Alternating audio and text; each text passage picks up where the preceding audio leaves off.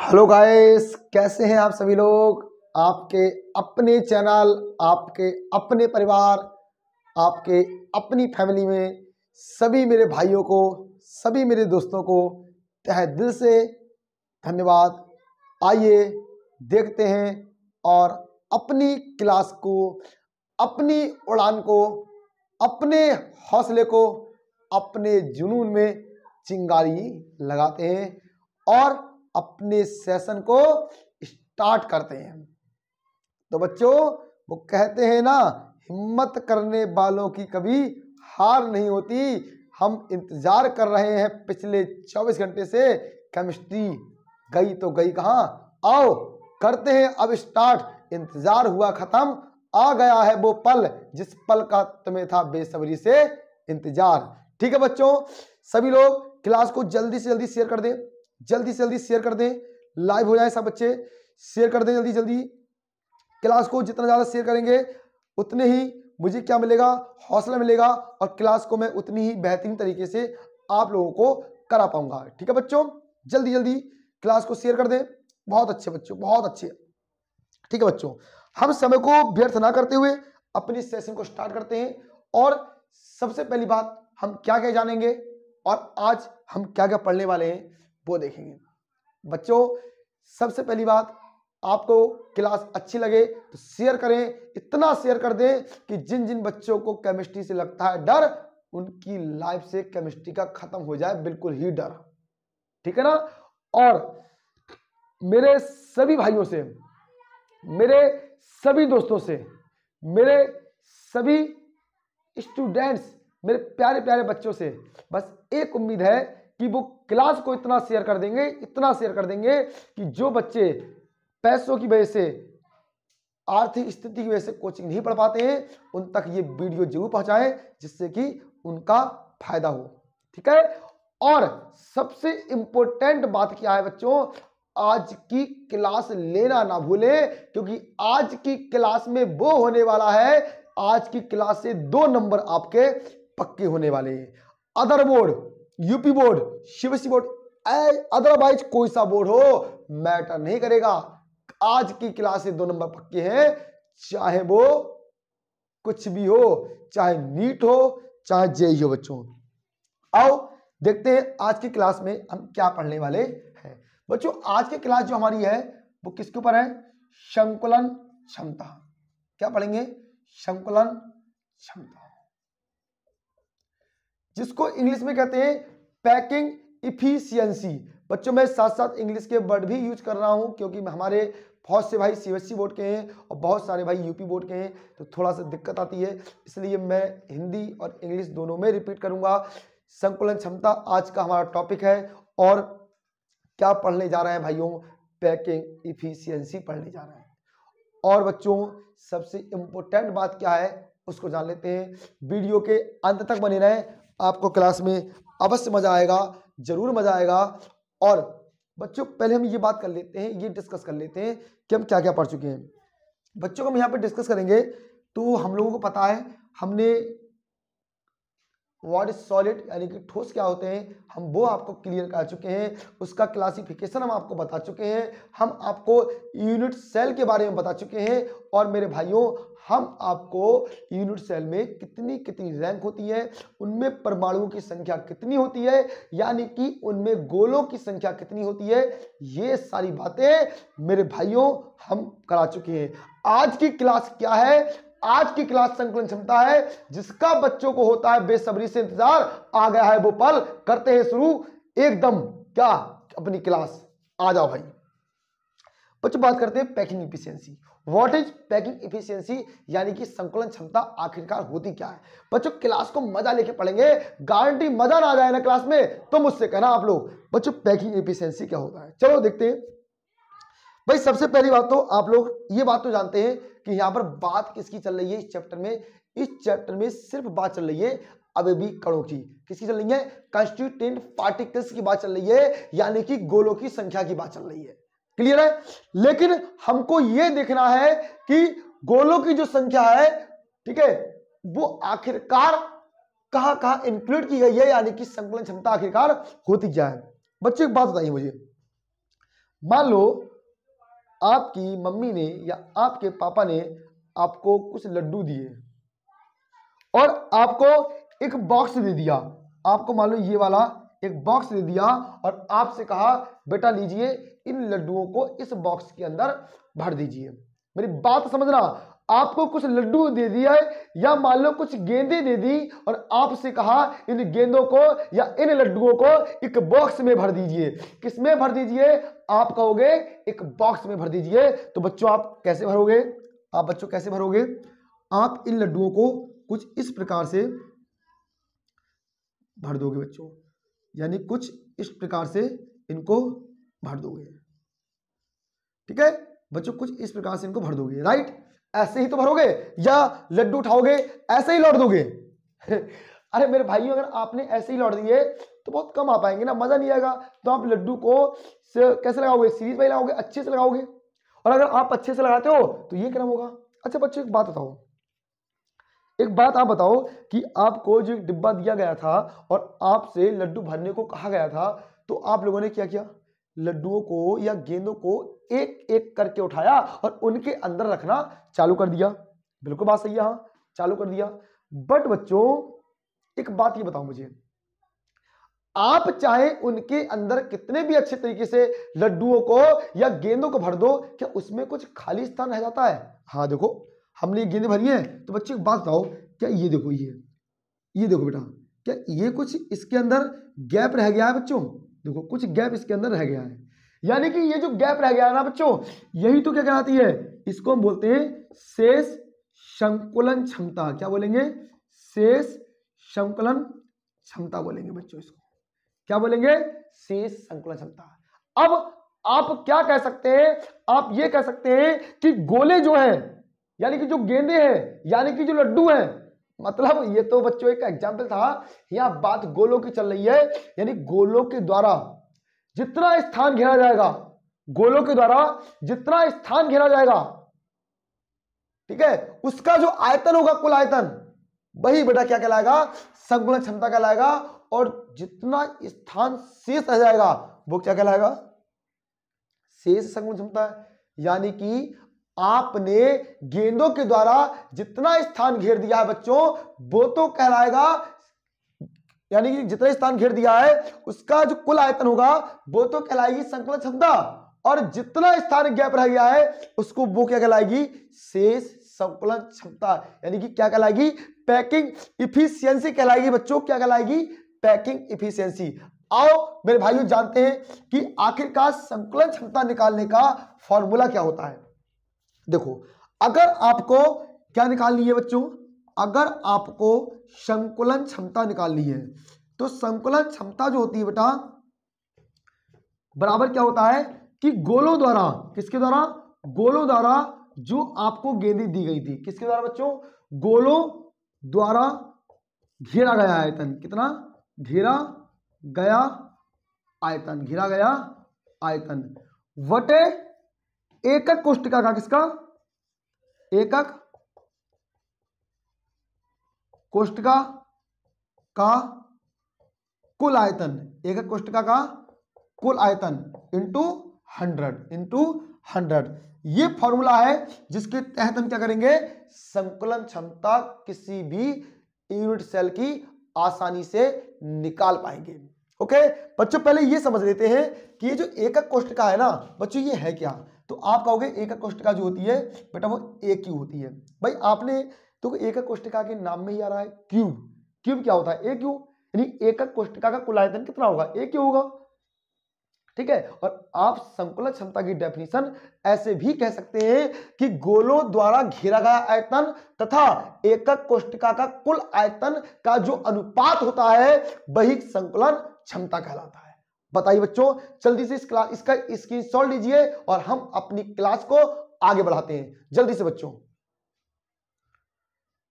ठीक है बच्चों, स्क्रीनशॉट ले लिया, अब आगे चलते हैं, अपनी क्लास में आगे चलते हैं, देखते हैं। ओके बस सबसे पहले हम क्या करेंगे यहां पर, अब हम संकुलन क्षमता को बारी बारी से निकालने की कोशिश करते हैं। संकुलन क्षमता को बच्चों बारी बारी से निकालने की कोशिश करते हैं। कैसे निकालते हैं? पर सबसे पहले हम पढ़ेंगे packing efficiency of simple unit cubic cell. Hindi बोलेंगे, सबसे पहले हम सरल घनीय एकक कोष्ठका की संकुलन क्षमता निकालेंगे बच्चों। किसकी निकालेंगे बच्चों? आप हम हेडिंग बनाएंगे यहां से सरल, देखो बच्चों यहां से बनाएंगे सरल घनीय एकक कोष्ठका की संकुलन क्षमता बच्चों, ठीक है, यानी कि packing efficiency of simple cubic unit cell. Okay, तो हम बेटा संकुलन क्षमता निकालना चालू करते हैं। सबसे पहले बच्चों किसकी निकालेंगे? हम निकालेंगे बच्चों सरल घनीय एकक कोष्ठका की। बच्चों इसको निकालने से पहले हम इसको बेहतरीन तरीके से समझने की कोशिश करेंगे। आई होप, मुझे उम्मीद है अगर आपने पिछली तीनों क्लासें हमारी देखी है तो आपको इस बात का अंदाजा होगा कि सरल घनीय एकक कोष्ठका की क्या डेफिनेशन होती है। मैं साथ में रिपीट करता हूं जिससे कि आपको दिक्कत ना आए। बच्चों जैसे आपके सामने बच्चों क्या है, यह एक क्यूब है बच्चों, क्या है ये? आपके सामने एक क्यूब है बच्चों, देखो ये क्या है आपके सामने? एक क्यूब है, ठीक है। और इस क्यूब के 8 कोने होते हैं और 8 कोनों पर बच्चों क्या होते हैं? Constituent particle. आप शॉर्ट में लिख सकते हो सी और पी, सी और पी यानी कंस्टिट्यूएंट पार्टिकल यानी कि अवयवी कण लिख सकते हो बच्चों। क्या लिख सकते हो? अवयवी कण लिख सकते हो।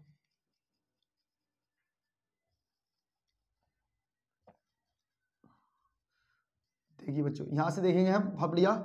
देखिए आप लोग, तो आप लोग समझ चुके होंगे कि सरल घनीय एकक कोष्ठका क्या होती है। तो आप बोल देंगे कि अवयवी कण जो होते हैं वो अगर कोष्ठका के 8 कोनों पर है, यानी आप कह सकते हो कि जो अवयवी कण है वो अगर कोष्ठका के 8 कोनों पर है तो बच्चों वो क्या कहलाएगा? सरल घनीय एकक कोष्ठका कहलाएगी। ओके, चलो ये तो खैर बात की बात है, थोड़ा सा और समझने की कोशिश करते हैं क्योंकि हमें संकुलन क्षमता निकालनी है। बच्चों इसको निकालने के लिए मैंने आपको एक बात और बताई थी कि बच्चों यहां पर जो ये अवयवी कण होते हैं ना बच्चों, ये गोला गोला जो होता है ना उसके केंद्र का हिस्सा होता है बेटा। पूरा गोला तो आपका ये होता है, देखो पूरा गोला तो आपका ये होगा, पूरा गोला आपका ये वाला होगा बच्चों। ये समझ लो, आप कह सकते हो जैसे ये गोला है कोई, मान लो आपके सामने ये गोला है, इसके जो बीच का पार्ट होता है ना बेटा उसको हम यहाँ बनाते हैं, यानी जो गोला होता है ना इसके जो बीच का पार्ट होता है ना उसको हम यहाँ पे बनाते हैं। तो मैंने क्या किया है, देखो एक गोला ये है और इसका गोला बेटा बना लेते हैं थोड़ा बड़ा सा, थोड़ा सा छोटा बड़ा हो गया, कोई दिक्कत नहीं बेटा, ये एक बराबर होते हैं, थोड़ा छोटा बड़ा हो गया कोई दिक्कत नहीं। एक इसका गोला बना लेते हैं, देखो ये इसके बीच का पार्ट है बच्चों, क्या है ये इसके बीच का पार्ट है, ये भी इसके बीच का पार्ट है, देखो ये भी इसके बीच का पार्ट है। देखो आप अगर आप इन गोलों को, अगर आप इन चारों गोलों को नीचे ले आए तो क्या इन गोलों को हम ऐसे बना सकते हैं, इस टाइप से बना सकते हैं? आप कहोगे सर बिल्कुल बना सकते हैं। देखो इस वाले गोले का बीच का पार्ट ये आ गया, इस वाले गोले का बीच का न्यूक्लियस ये आ गया, इस वाले का ये आ गया, इस वाले का ये आ गया, आगे नहीं आ गया। अच्छा मैंने एक चीज मानी बच्चों, ध्यान देंगे, मैंने ये माना कि जो एकक कोष्ठका है ना बच्चों, मैंने माना, आप लिख सकते हो यहां से, माना जो एकक कोष्ठका है ना, एकक कोष्ठका बच्चों जो है, एकक कोष्ठका के जो भुजा की लंबाई है बच्चों, किसकी लंबाई है? भुजा की जो लंबाई है बच्चों वो लंबाई कितनी है? ए है बच्चों, कितनी मान ली? स्मॉल ए। और इनकी जो त्रिज्या होती है तथा त्रिज्या बच्चों की क्या होती है? त्रिज्या आर है, क्या है? आर है। कैसे है देखो बच्चों, एक चीज देखो, ये क्या है? ये न्यूक्लियस है। अगर मैं ये कहूं कि इस न्यूक्लियस से लेकर यहां तक की टोटल क्या होगी त्रिज्या, आप कहोगे सर आर होगी, होगी नहीं होगी? यहां से लेकर यहां तक की कितनी होगी टोटल? तो आप क्या कहोगे सर यहां से लेकर यहां तक की भी आर होगी, होगी नहीं होगी? अगर मैं आपसे कहूं कि बेटा अगर ये टोटल, सुन रहे ना बेटा, अगर मैं आपसे कहूं कि इसकी जो टोटल क्या है, इसको मैं टोटल क्या मान लिया? टोटल इसकी जो लेंथ है वो कितनी मान ली मैंने?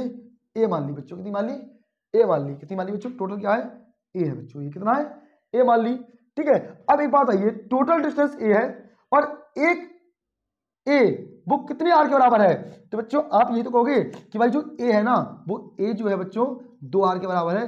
क्या आप ये बात कह सकते हैं? खुद देखो, टोटल इस न्यूक्लियस से लेकर इस न्यूक्लियस की जो बीच की टोटल डिस्टेंस है वो कितनी है? a है या नहीं है बच्चों? यहां से लेकर यहां तक की बीच की डिस्टेंस कितनी है? देखो a है, और यहां से लेकर यहां तक का एक आर ये है और एक त्रिज्या ये है, तो क्या a बराबर 2r के हो जाएगा? a बराबर 2r के हो जाएगा? बिल्कुल हो जाएगा मेरे भाई, बिल्कुल हो जाएगा। कैसे नहीं होगा? खुद देखो, एक आर ये है, एक आर ये है, तो a बराबर 2r।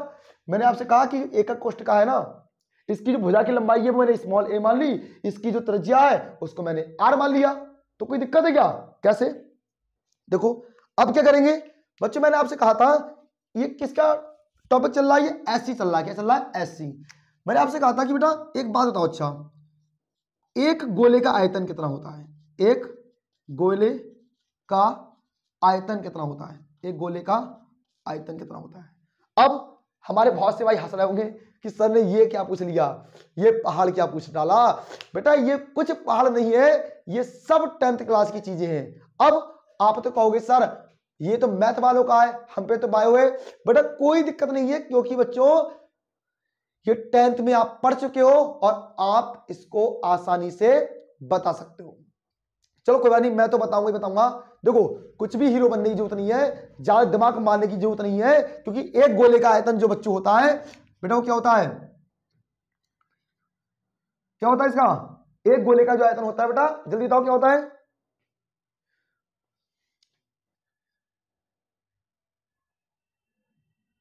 4/3 pi are Q. क्या होता है?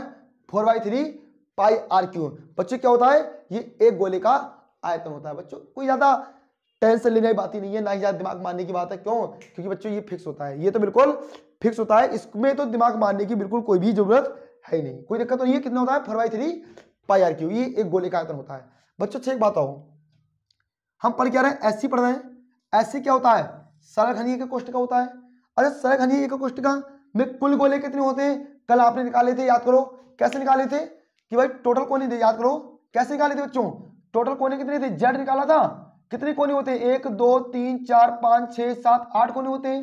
प्रत्येक का योगदान कितना बताया था? 1/8 बताया था सबका। कितना बताया था? 1/8। 1/8 याद है? 8 से 8 कैंसिल, जेड कितना आया था? 1 आया था। तो बच्चों एससी जो पढ़ रहे हैं, तो एससी में गोलों की संख्या क्या हो जाएगी? एससी में गोलों की संख्या क्या हो जाएगी? भाई एक ही तो होता है इसके अंदर गोला। देखो कल बताया था ना, कल का सेशन देखो बच्चों, जिनको नहीं पता है वो कल का सेशन देखे, बिल्कुल क्लियर हो जाएगा। कुछ भी ज्यादा टेंशन लेने की जरूरत नहीं है, क्योंकि एक गोले का आयतन 4/3 पाई आर क्यू फिक्स होता है। टेंशन लेने की बात ही नहीं है, बिल्कुल। दिक्कत आ रही है? और मैंने जेड ये कल निकालना बताया था, कैसे निकलता है, फिर भी नहीं है तो आप याद कर लो, क्योंकि एससी में गोलों की संख्या 1 होती है। बच्चों का मैं यहां से 1 और गुणा 4/3 पाई आर क्यू कर दूं, क्यों? इसमें एक ही गोला तो पाया जाता है, और एक गोले का आयतन होता है, 1 से गुणा कराओगे तो यही आ जाएगा आपका 4/3 पाई आर क्यू, यही आ जाएगा आपका। बताओ क्या दिक्कत है? आपसे पूछा क्या है? संकुलन क्षमता पूछी आपसे। क्या पूछी है? संकुलन क्षमता। अगर आपको संकुलन क्षमता निकालनी है तो फॉर्मूला क्या बताया था आपने? संकुलन क्षमता बराबर क्या था? कि गोलों द्वारा, किसके द्वारा? गोलों द्वारा घेरा गया आयतन अपॉन एकक कोष्ठका का कुल आयतन। और क्या बताया बच्चों? यह बताया था गुणे में 100। याद है सबको? अभी थोड़ा वीडियो को आप बैक करके देखिए, ये बताया था मैंने। बच्चे इधर देखिए। अच्छा आप अगर ऐसी बात है तो आप इधर समझिएगा, थोड़ा सा देखते हैं इधर। बच्चे बात आई है, संकुलन क्षमता निकालने के लिए गोलों के द्वारा घेरा गया आयतन कितना है? इधर चेक करो कितना है। आप कहोगे सर 4/3 और पाई आर क्यू है, बटे एकक कोष्ठका का आयतन कितना बताया था? याद करो, मैंने कहा था एक ही होता है। कितना होता है? एक ही होता है, बताया था ना। गोले में कितना आ जाएगा? 100 आ जाएगा। बच्चों देखो अब क्या है, 4 पाई आर क्यू ऐसे आ जाएगा। 3 बटे के नीचे लाओगे तो किस में जाएंगे? भाई आपने ये तो पढ़ा होगा ना कि बट्टे की चीज गोले में जाती है, 3 बट्टे में नीचे आके किस में जाएंगे, गोले में जाएंगे। अब जो ए है बच्चों, ए का मान क्या है, देखो चेक करो इधर, ए का मान निकाला है, देखो यहाँ पे चेक करो बच्चों, ये देखो ये किसके बराबर है, 2r के बराबर है। इसको आप यहाँ लिख सकते हो, ब्लैक पेन से लिख देता हूँ बच्चों, ए किसके बराबर है, 2r के बराबर है। यहाँ चेक करो तो यहाँ कर दोगे किसके बराबर है, ए 2r का होल क्यों हो जाएगा। जब आप इसको खोलोगे तो ये क्या हो जाएगा, 4 पाई r क्यू अपॉन 3। इसको खोलोगे तो 2 है, 2 की गुणा 3 करा दो बच्चों, करा दो यहाँ पर 2 गुणा 2 गुणा 2 गुणा 2 दूनी 4 दूनी 8 r क्यू। ये ऐसे करोगे, इससे ये क्या हो जाएगा, कैंसिल हो जाएगा, 4 एकम 4 होते हैं, 4 दूनी 8 होते हैं। और हल करोगे तो कितना बचेगा, ऊपर बचेगा पाई, नीचे बचेगा 3 दूनी 6। पाई का मान कितना होता है 3.14, 6 से भाग दे दो। जब 6 से भाग दोगे तो बेटा कितनी संकुलन क्षमता जाएगी, संकुलन क्षमता बराबर 52.4% आ जाएगी। कितनी आ जाएगी बच्चों, 52.4%। भाग देना तो आता होगा बच्चों, आपको भाग देना तो आता ही होगा, कर लेंगे आराम से। अब एक बात और थोड़ा बच्चों गला खराब हो गया है बच्चों, एक बार रिपीट करते हैं इसको शुरू से। सरल घनीय एक कोष्ठका की संकुलन क्षमता पढ़ रहे हैं। मेरे पास ये एक क्या है, हमारे पास एक कोष्ठका है, 8 कोनों पर अवयवी कण होते हैं। मैंने आपसे कहा था ये जो अवयवी कण होता है बेटा, ये अवयवी कण जो होता है वो गोले के केंद्र का हिस्सा होता है। 1 2 3 4 गोलों को अलग ले आया मैं। अगर बात करेंगे यहां से लेके यहां तक की त्रिज्या r हो जाएगी, एक दूसरा r ये हो जाएगा। टोटल यहां से लेकर यहां तक कितना माना मैंने, a माना, और a जो है वो कितने r के बराबर है, 2r के बराबर है। मैंने माना एक कोष्ठका का जो क्या है लंबाई है वो स्मॉल a है, त्रिज्या कितनी है r है, स्मॉल r है। देखो स्मॉल r मैंने मान ली। एक गोले का आयतन कितना होता है 4/3 पाई r क्यूब। मैंने आपसे कहा था टेंशन लेने की बात नहीं है, ये फिक्स होता है, पता है ठीक है, नहीं पता तब भी याद कर लो। अब एससी में गोलों की संख्या कल भी बताई थी, फिर बता दी मैंने, एक होती है, एक क्यों कराओगे आ जाएगा। संकुलन क्षमता क्या होती है अभी बताया था। घेरा हुआ आयतन कितना है 4/3 पाई r क्यूब है। कुल आयतन कितना होता है a क्यूब, a का मान कितना था 2r रख दिया। जब खोलोगे 2 दूनी 4 दूनी 8 याद आएंगे, r क्यूब से r क्यूब कैंसिल, 4 एकम 4 4 दूनी 8 और 2 तिया 6। भाग दोगे तो कितना आ जाएगा, एससी की संकुलन क्षमता बच्चों कितनी आ जाएगी बच्चों, ये आ जाएगी 52.4%। अब यहां से फैक्ट वाली बात क्या है, अगर मान लो उसने एग्जाम में आपसे ये पूछ ली कि शेष संकुलन क्षमता क्या है, तो आप खुद दिमाग लगाना कि आपको मम्मी ने डब्बा दिया था, आपसे कहा लड्डू भर दो, आपने उसके अंदर 52.4% लड्डू भरे हैं, तो बताओ शेष संकुलन क्षमता कितनी होगी। तो आप कैसे करोगे, आप कहोगे कि अगर हमको शेष संकुलन क्षमता निकालनी है तो हम क्या करेंगे, शेष संकुलन क्षमता निकालने के लिए आप कहोगे टोटल डब्बा हमारा 100 था, उसमें 52.4% क्या था भरा हुआ था, तो कितना बचेगा, आप इसको 100 में से घटा देना, लगभग कितना हो जाएगा मेरे बच्चों, यह आ जाएगा 47.6 आ जाएगा, करीबन 47.6 आ जाएगा। और यही क्या होगी इसकी शेष संकुलन क्षमता। बच्चों देखो हमें बस क्या चाहिए, आप लोगों का प्यार चाहिए, आप लोगों का सपोर्ट चाहिए। बेटा क्लास में लगे रहो, जिस चीज की भी तैयारी कर रहे हैं आप अपने लक्ष्य में कामयाब हो गए, ये पांडे सर का वादा है। बस जरूरत है तो आपके जज्बे की। बच्चों एक छोटी सी बात कहूंगा भाई, मैं आपको 2 या 3 लाइनें सुनाता हूं। ये जिस कवि ने लिखी है ना बच्चों, बहुत बढ़िया लाइनें लिखी है, समझो उनको मैं दिल से धन्यवाद कहता हूं। वो कहते हैं ना कि तू आगे तो चल, तू आगे तो बढ़, पीछे खींचने के लिए लोग है ना, तू अपने जुनून में चिंगारी तो लगा, चलने के लिए लोग है ना।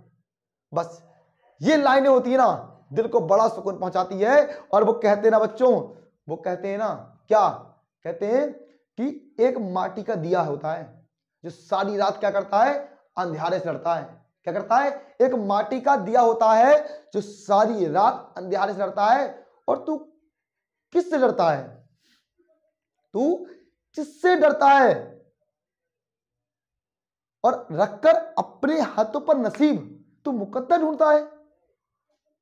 अरे सीख कुछ उस समुंदर से, सीख कुछ उस समुंदर से जो ठहरने के लिए एक पत्थर को ढूंढता है, टकराने के लिए एक पत्थर को ढूंढता है। बच्चों क्लास अच्छी लगे तो लाइक करें, शेयर करें और फैला दो, लगा दो आग। और बच्चों एक बात फिर कहूंगा, अगर आपको लगे कि इस बंदे के अंदर दम है, आपके लिए ये केमिस्ट्री आसान बना सकता है, और आपको लगे कि हां कुछ तो बात है, तो आप वीडियो को जरूर शेयर करें, लाइक करें। और आपको पसंद नहीं है तो जबरदस्ती नहीं है, कोई दिक्कत नहीं।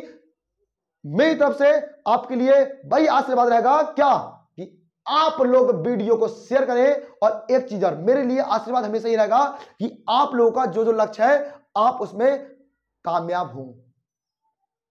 तो बच्चों आज के लिए इतना ही, और कोई भी बच्चा 9 बजे आना न भूले, क्योंकि 9 बजे आज बच्चों 9 बजे आज बंपर क्लास होने वाली है। आज सिर्फ वही क्वेश्चन कराऊंगा जो यूपी बोर्ड, सीबीएसई बोर्ड में एग्जाम में आने वाले हैं। ठीक है, टाटा बाय बाय, धन्यवाद, जय हिंद, जय भारत।